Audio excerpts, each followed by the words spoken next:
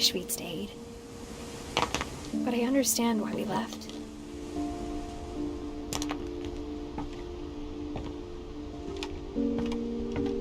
What happened that night had been coming for a long time.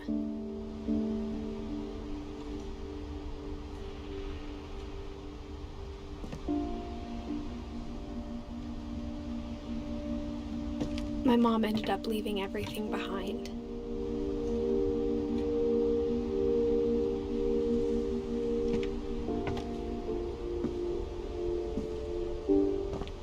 Maybe it should have come sooner.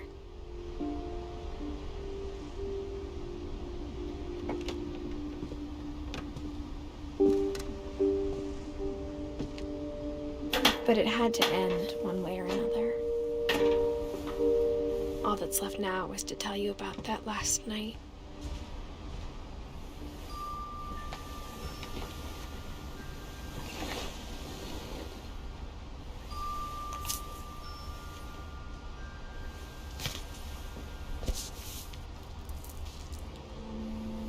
That whole last day, Edie just watched us pack and didn't say a word.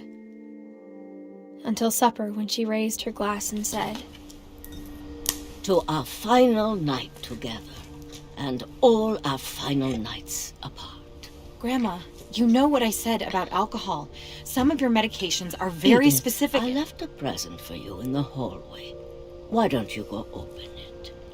The grown-ups have to argue now. I'm sorry, you're right. We're all leaving tomorrow. Let's just enjoy our last... I'm not leaving. Edith, you're excused.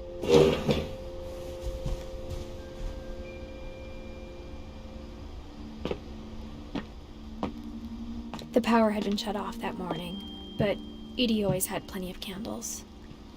When my mom sealed the library, I don't think she knew about the other entrance. Or that Edie had a key to it.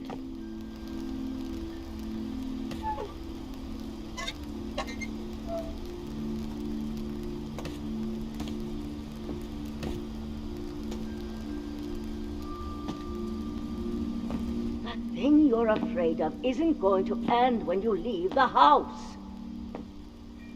Edith has a right to know these stories. My children are dead because of your stories. I think it's best if Edith and I leave tonight. We'll have the nursing home send a van for you in the morning, okay?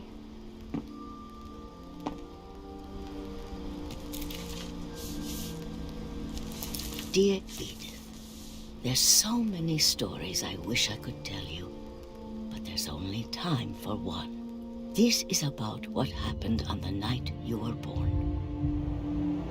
That night, the tide went way, way out. It was the first and last time I ever saw the old house aground. There'd been an earthquake out in the middle of the ocean. They called it the lowest tide in 1,000 years. God, it smelled awful. You know, I've seen that house every day of my life.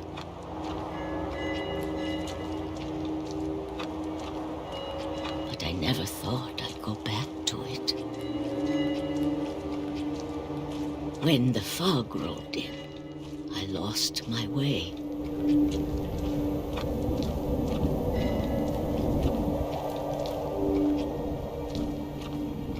I got turned around.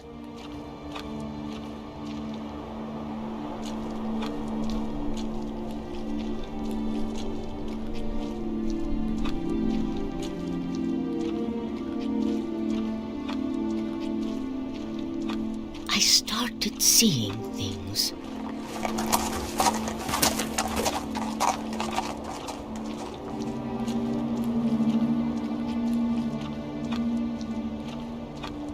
Things I'd forgotten had ever existed.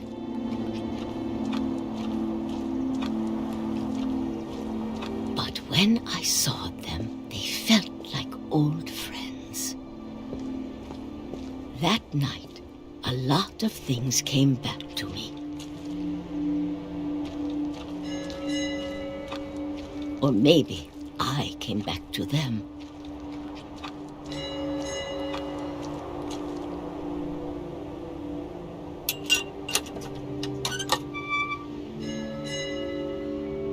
things I can't explain, but that I need you to try and... Edith, what are you doing in here? It's mine. Edith! Mom, you're gonna rip it! Let go! I kicked and screamed, but Mom dragged me to the car. I never saw Great-Grandma Edie again.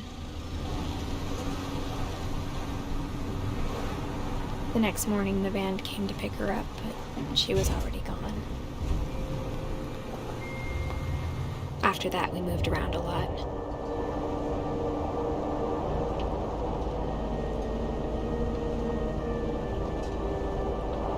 We both tried to make the best of it.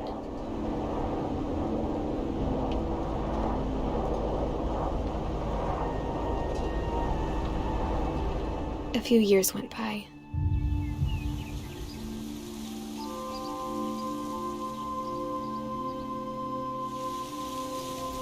My mom didn't like to talk about it, but she started getting sick a lot. The rest happened pretty quickly.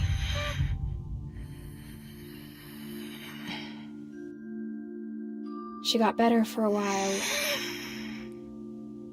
and then she didn't. And then I was alone. The last Finch left alive.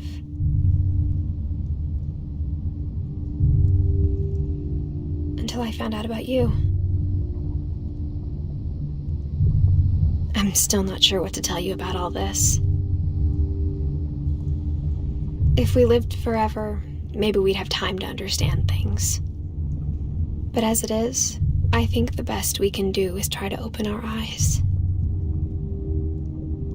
And appreciate how strange and brief all of this is. This journal was supposed to be for you.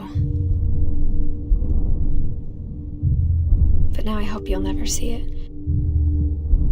I just want to meet you and tell you all these stories myself. But I guess if you're reading this now, things didn't work out that way.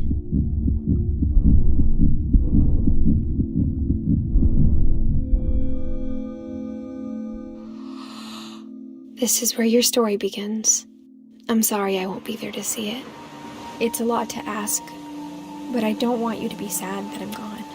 I want you to be amazed that any of us ever had a chance to be here at all. Good luck.